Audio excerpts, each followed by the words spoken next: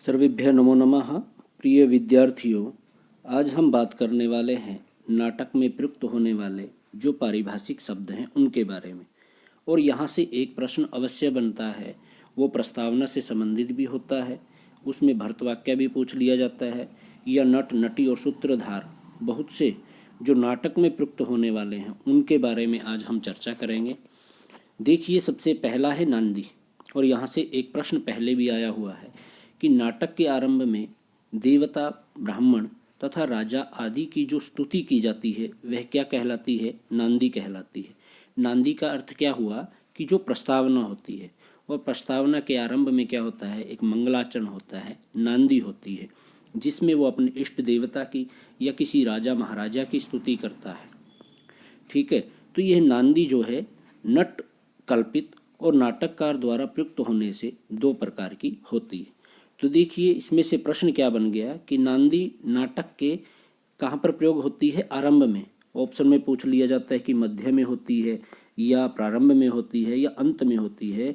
तो प्रिय विद्यार्थियों, इसका आंसर क्या हो जाएगा फिर कि नांदी जो है वो आरंभ में होती है और उसमें किसी देवता, ब्राह्मण या राजा इत्यादि की स्तुति की जाती है। तो ये नांदी से संबंधित था। इसके बाद देखिए कि सूत्रधार। इसके बाद क्या आता है? सूत्रधार। कि सूत्रधार कौन होता है? सूत्रम धारयति इति सूत्रधारः। अर्थात कि जो नाटक के भागडोर, मतलब जो पूरे नाटक की बागडोर को संभाले हुए होता है, वो कौन होगा? सूत्रधार होगा। ठीक है, वो क्या करता है? सभी कार्य, नाटक में जो भी कार्य होंगे सभी कार्यों को कौन संभालता है? सूत्रधार संभालता है, और इसीलिए वो सूत्रधार कहलाता है। नाटक की पूरी बागडोर संभालने वाला कौन होगा? सूत्रधार होगा। इसके पश्चात नेपथ्य। कि नेपथ्य क्या होता है? अब नाटक में एक नेपथ्य का भी प्रयोग होता है, जहाँ पर क्या होता है कि नाटक में जितने पात्र होंगे उन सभी पात्रों की क्या होगी? उपयोगी जो वेशभूषा है वो धारण करते हैं। वह स्थान क्या कहलाता है? नेपथ्य कहलाता है।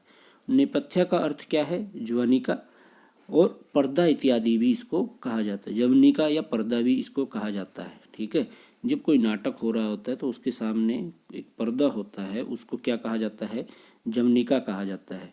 जैसे पर्दे को जब नाटक शुरू होने से पहले पर्दा गिरा होता है उसको हटाया जाता है, वो क्या कहलाता है? नेपथ्य कहलाता है। ग्रीन हाउस नेपथ्य का आधुनिक नाम है। ग्रीन हाउस किसका नाम है? नेपथ्य का ही नाम है। इसका समानार्थक शब्द क्या हो जाएगा? जवनिका या फिर पर्दा, ये सभी हो जाएंगे। ठीक है, इसके पश्चात देखिए कि प्रस्तावना। अब प्रस्तावना क्या है? देखिए, प्रस्तावना जब सूत्रधार, जो सूत्रधार होता है पूरे नाटक को करवाने वाला होता है, वो सूत्रधार नदी या किसी अन्य पात्र के साथ अभिनय की जाने वाली वस्तु के विषय में वार्तालाप करके दर्शकों को सूचित करता है। ये क्या करता है? सूत्रधार किसी के साथ बातचीत करता है, और वो उसको किसको सूचित करता है? फिर जो सभी दर्शक जो उस नाटक को देख रहे हैं उसको वो सूचित करता है कि किस नाटक का अभिनय किया जाना है। कि नाटक का तो अभिनय किया ही जाना है, लेकिन उस नाटक में अब क्या होने वाला है वह कौन बताता है? सूत्रधार बताता है। तो वो जो बता रहा है वो क्या हो गई? स्टार्टिंग में प्रस्तावना हो जाती है। आचार्य विश्वनाथ ने प्रस्तावना के कितने भेद बताए? 5 भेद बताए हैं। उदघातक, कथोदघात, प्रयोग अतिशय, प्रवर्तक या अवगलित। कि वो जो है नाटक में क्या होने वाला है उसके बारे में वो जानकारी देता है। इसके पश्चात देखिए आता है नट। अब ये नट क्या होता है? नाटक का अभिनय करने वाले को क्या कहते हैं? नट कहते हैं। नट स्थापक का पर्यायवाची है। किसका पर्यायवाची होगा? स्थापक का पर्यायवाची होगा। सूत्रधार को स्थापक भी कहते हैं। जो सूत्रधार होता है उसको ही हम स्थापक कहते हैं। स्थापना करने वाला कौन है? स्थापक है। सूत्रधार क्या है? वो जो पूरे पात्रों को, सारे के सारे पात्रों को कि कौन क्या कर रहा है, तो वो कौन होगा? सूत्रधार होगा, ऐसा बताने वाला। अब इस स्थापक सूत्रधार को क्या कहेंगे? नट कहते हैं। नाटक में नट का समानार्थक शब्द पारिवार्षिक भी होता है। क्या मिलता है? पारिवार्षिक शब्द भी इसका मिलता है। तो नट क्या हुआ? देखिए, नाटक से ही क्या बना है? नट बना है। ठीक है, जो गायक होता है जैसे वो कौन होता है? गान करने वाला। उसी तरह जो नट है उसी से क्या बना है? नाटक बना है। जो नाटक में अभिनय करेगा वो वही क्या होगा? नाटक, नट होगा। इसके पश्चात देखिए, अब इसमें नटी भी होती है, क्योंकि किसी भी नाटक में नायक तो होता ही है, उसके साथ नायिका भी होती है, प्रतिनायक भी होता है। तो अब नटी कौन होगी? नाट्य मंडली की प्रमुख स्त्री पात्र कौन होगी? प्रकार से वो नटी कहलाती है और सूत्रधार की पत्नी को नटी कहा जाता है। ठीक है।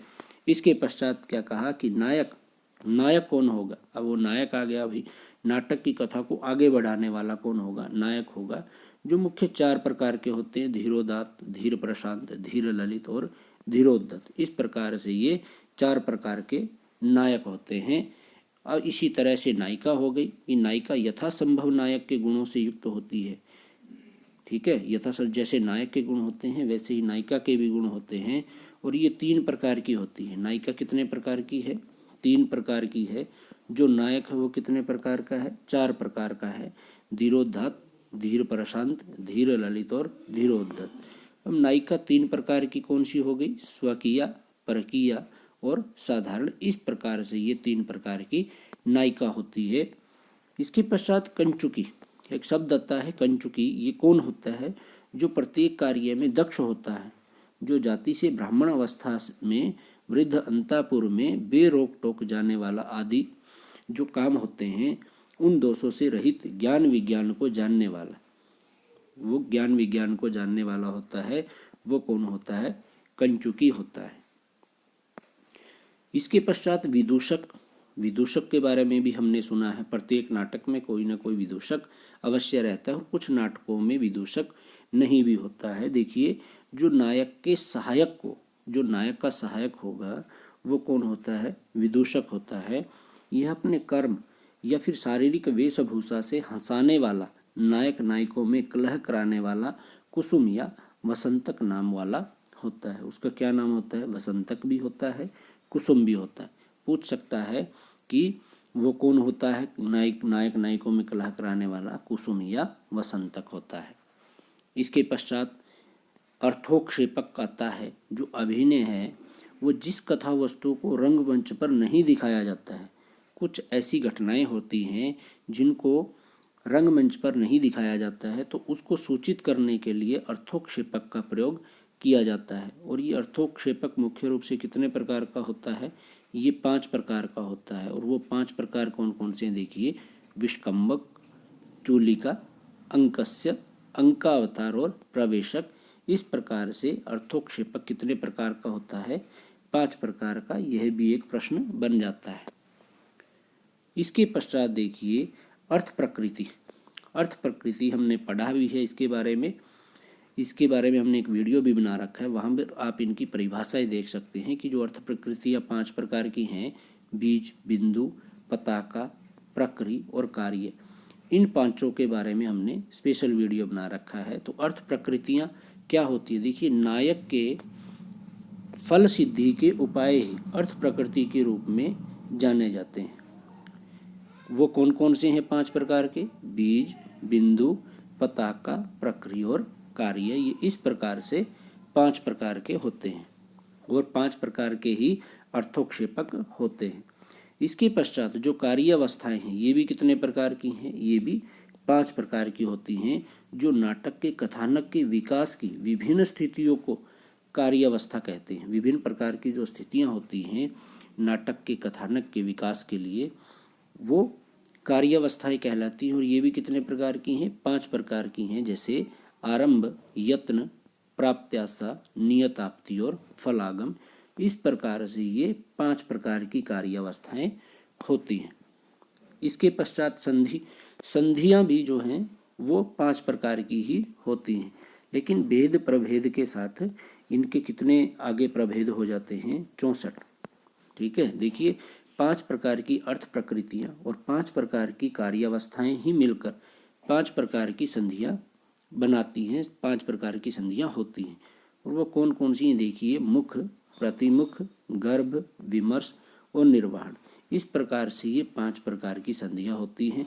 आगे इनके जो भेद होते हैं, इन 5 संधियों के भी आगे भेद होते हैं। वो कितने हैं? 64 होते हैं। तो संधियां कितनी हैं? 5 हैं। और आगे जाकर के वो किसके कितने भेद हो जाते हैं? 64 भेद हो जाते हैं। ऐसा वेदों में मिलता है। इसके पश्चात देखिए भरतवाक्य। अब भरतवाक्य जो है ये भी पहले प्रश्न आया हुआ है, ये किसी नाटक के कहाँ पर प्रयोग होता है? अंत में। भरतवाक्य कहाँ पर? अंत में होता है। देखिए संस्कृत नाटकों का आरंभ नांदी संगीत से होता है और समाप्ति किससे होती है? भरतवाक्य से हुआ करती है।